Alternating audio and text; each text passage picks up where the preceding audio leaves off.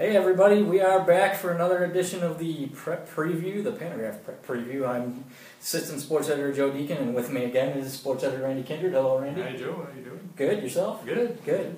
Well, the first week is already in the books. Impressive showing for some teams, and getting ready into the start of week 2 now. And one of the most impressive showings of the first week has to be the Northern West Wildcats.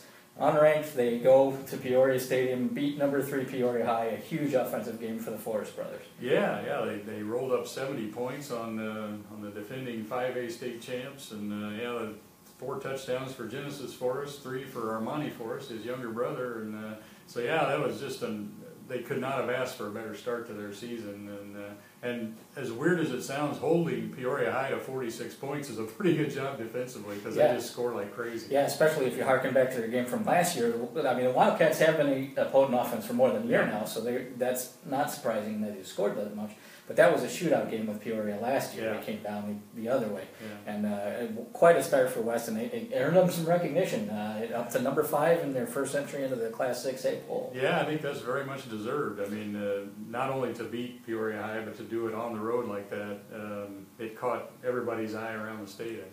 Yeah, so when O'Fallon comes in for the Wildcats home opener, they won't be quite as caught off guard, I don't think. So West will have to stay sharp again. Yeah, that's right. So moving on, like look at the other inner city teams. Another big game was Holden Snyder for Bloomington High School. A huge first half with 177 yards and 4 touchdowns, and they just went nuts against Peoria Manual. Yeah, I think it sounded like their plan was to start out the game and run the ball, and if Manual never really stopped it or slowed it down, they just keep at it, and they never really could find an answer for stopping him. And so I know they've gone to a spread offense and mostly a no huddle. It's not a strict no huddle, but yeah, they didn't have to throw much because they just Snyder was running well, and I'm sure they would like to be able to do that every week, but they'll probably have to mix it up a little more this week. Yeah, this week indeed. The Purple Raiders now will be going to Normal Community for the Big 12 rivalry, the intercity rivalry. NCHS, of course, they went to Urbana. Dalen Bodie with a huge game there, and the Ironmen are number 6 in 7A. So that's a tough matchup. Yeah, they could. Both teams, Normal Community has run the spread and the hurry-up offense for a while now, and they're really good at it. And so it could be this could be a real shootout if they both get their offenses rolling. And I think Dalen Bodie that's just the tip of the iceberg with him. I think he's going to have just a terrific year because he's very athletic, and we've seen him on the basketball floor. He's quick, he's strong, he's got a lot of things that you can't teach, I think, and so he's going to be very good, very tough to stop, not just for Bloomington, but for anybody. Little interruption there with my alarm, but that's all right. We'll just go right past it. It's going to be a big game with those two intercity, always a heated rivalry. Moving on, we'll take a look at Central Catholic. Now, they had a little bit of a tussle in their first game up when they went up to Pontiac and had to pull out a one-score win. Yeah, I think Central was looking to be pretty good on offense, and they probably still will be this year, but that turned into a real defensive struggle, and I guess James Morris was kind of the guy that came to the rescue for him, and caught a touchdown pass, and just played a good overall game, but I think the Saints will be looking to bounce back this week and put more points on the board. Yeah, and that's not to say the Saints had a bad performance. It might be more of a feather in the cap to Pontiac to see that they're on the rise. But yeah, Central Catholic this week now, they're going to be they're at home, and they're going to be facing a Prairie Central team that had a pretty impressive first win in their Illini Prairie debut. Yeah, they did, and this will be actually be a matchup of 2 first-team quarterbacks from the all-Corn Belt team from last year, and now the Corn Belt is gone, but Billy Prince was, he and Max Mays were both first-team picks last year, and Prince had a big game against Rantoul. He's kind of a dual threat guy. He can really run the ball well, and so it could be a real interesting matchup for him.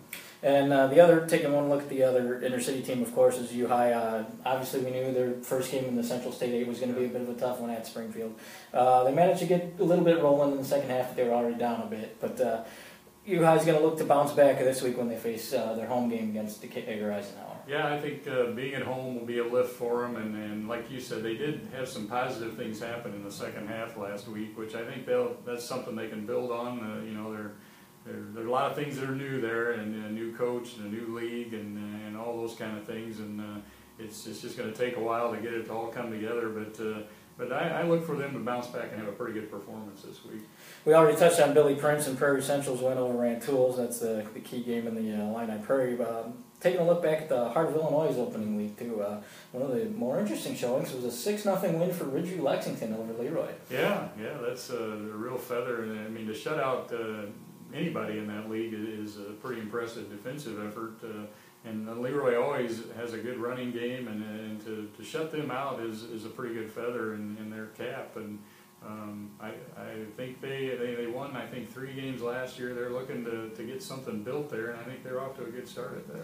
They could face a bit of a challenge this week, though. They're facing the reigning 2A champs and Dare Creek Mackinac, who moved up to number 3 in the 2A poll this week.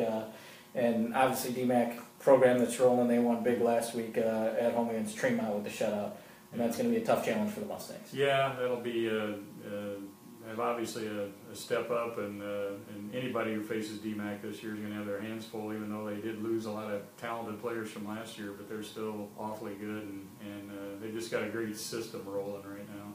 Yeah, there's 3 HOI teams, as we mentioned last week, 3 HOI teams in that 2A poll with GCMS. They are at number 7 now. Tri-Valley actually slipped down from number 3 to number 9. They faced a tough opponent in St. Teresa and lost by 5. Yeah, they looked to bounce back. Yeah, I think that was that's probably, even though they lost the game, probably a good game to test yourself right out of the gate, because St. Teresa's a good program, and St. Teresa scored a couple of touchdowns in the second half to kind of rally for that win. So I think Tri-Valley is still going to be a very good team. Yeah, and they get their home opener this week against Eureka. We touched on GCMS. They'll be at home against Fisher this week, and they got another huge game from Mitch McNutt in their win last week. Yeah, they've got it rolling, and they had an 8-3 year last year, and they just kind of build off that. And McNutt's going to be a handful for whoever they play all season, I think. Head-to-head showdown, a couple teams that won big games last week is going to be El Paso Gridley and Fieldcrest. Fieldcrest won their game 55-0. El Paso won theirs 42-6 over Hayworth. That El Paso game, Ryan Falk had 5 touchdowns. Yeah, that's a good start for them, and that's Fieldcrest and El Paso Gridley is a pretty good rivalry. The schools aren't all that far apart along old Route 51, and now it's in Minonk and El Paso, and so I think that'll be a very good game.